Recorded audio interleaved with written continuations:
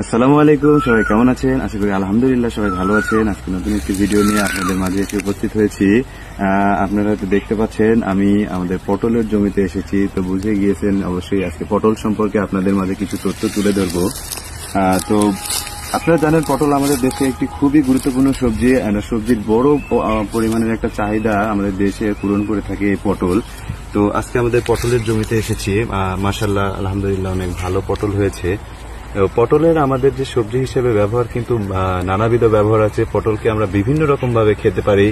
বিশেষ করে পটল আমরা মাছের সাথে ঝোল খেতে পারি, মাংসের সাথে খেতে পারি, ইভেন পটলের ভর্তা খেতে পারি, ভাজি খেতে পারি। আসলে পটলের পুরো অংশটাই আমরা ব্যবহার করতে পারি। যেমন পটলের এই যে চামড়া খোসাটা দেখছেন, এই খোসাটাও কিন্তু খুবই সুস্বাদু ভর্তা হিসেবে আমরা ব্যবহার করতে পারি। তো এ পর্যায়ে আমরা পটলের কিছু চিকিৎসা গুণাবলী সম্পর্কে আপনাদের মাঝে তুলে ধরতে চাই। সেটা হচ্ছে পটল কিন্তু আমাদের শারীরিক নানাবিধ সমস্যার সমাধানে খুবই গুরুত্বপূর্ণ একটি সবজি হিসেবে কাজ করে। বিশেষ করে ব্যথানাশক হিসেবে আমাদের খুবই ভালো কাজ করে এবং পাশাপাশি কৃমিনাশক হিসেবেও পটল খুব ভালো একটা কাজ করে থাকে।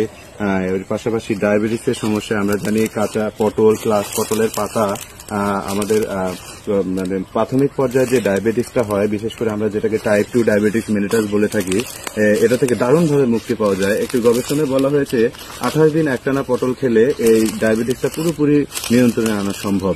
এছাড়াও পটল আসলে আমাদের বদহজম থেকে মুক্তি দেয়। বদহজম বিশেষ করে পটলের মধ্যে যে অ্যান্টিঅক্সিডেন্ট এবং ফাইবার আছে, এটা বদহজম থেকে আমাদের মুক্তি দেয়। আর বদহজম থেকে মুক্তির কারণে আমরা পাশাপাশি কোষ্ঠকাঠিন্য থেকেও দূরে থাকতে পারি। পটল আমাদের ওজন কমাতে খুব দারুণভাবে সহযোগিতা করে এবং রক্ত পরিষ্কার করতে, আসলে রক্তের মধ্যে যে ক্ষতিকর কোলেস্টেরল গুলো এগুলো পরিষ্কার করে দেয় এবং ভালো কোলেস্টেরল তৈরিতে সহায়তা করে। এবং বয়সের পাশাপাশি যখন আমাদের শরীরের চামড়া কুঁচকে যায়, এই সমস্যা থেকেও পটল আমাদের খুব দারুণভাবে মুক্তি দিয়ে থাকে। এছাড়াও লিভার সিরোসিসের সমস্যা বা জন্ডিস জনিত যে কোনো সমস্যা থেকে পটল আমাদের ধীরে ধীরে হলেও আমাদের মুক্তি লাভ দিতে থাকে। এবং নর্মাল জ্বর, ব্যথা এবং সর্দি কাশি থেকেও পটল আমাদের দারুণভাবে নিরাময় করে থাকে। তো এই সমস্ত কিছু পটলের গুণাবলী আসলে ফেলে দেওয়ার মতো না। আমরা হয়তো জেনে না জেনে অনেকে পছন্দ করি বা অনেকে পটল পছন্দ করি না।